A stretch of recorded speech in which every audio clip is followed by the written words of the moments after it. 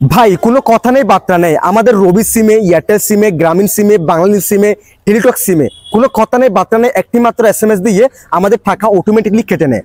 So guys, আজকের এই ভিডিওতে আমি আপনাদেরকে দেখাবো এই সকল সিমের টাকা কাটার সকল সার্ভিস আপনারা কিভাবে বন্ধ করবেন সেটা দেখাবো আজকের এই ভিডিওতে। তো চলুন কথা না বাড়িয়ে এই ভিডিওটা শুরু করা যাক। নিয়মিত এরকম ইম্পর্টেন্ট ভিডিও পাওয়ার জন্য আমাকে ফলো করে রাখতে পারেন, যা আপনার অনেক কাজে দিবে। ওকে, সো গাইস, রবি এবং এয়ারটেল সিমের টাকা কাটার সকল সার্ভিস বন্ধ করার জন্য ফার্স্ট অফ অল এখান থেকে আপনার ডায়াল প্যাডের অ্যাপসটা ওপেন করবেন। দেন এখানে প্রেস করবেন *9#, *9# প্রেস করে এই কোডটি প্রেস করে এখান থেকে আপনার রবি অথবা এয়ারটেল সিমটাকে সিলেক্টেড করে আপনি ডায়াল করে দিবেন। তাহলে রবি এবং এয়ারটেল সিমের টাকা কাটার সকল সার্ভিস বন্ধ হয়ে যাবে। সো গাইস, বাঙালি সিমের সকল টাকা কাটার সার্ভিস বন্ধ করার জন্য এখানে প্রেস করবেন *121*7*1*2*1#। এই যে এই কোডটি প্রেস করে আপনার বাঙালি সিমটা সিলেক্টেড করে আপনি ডায়াল করে দিবেন, তাহলে বাঙালি সিমে টাকা কাটার সকল সার্ভিস বন্ধ হয়ে যাবে। সো গাইস, গ্রামীণ সিমের সকল টাকা কাটার সার্ভিস বন্ধ করার জন্য প্রেস করবেন *121*6*1#।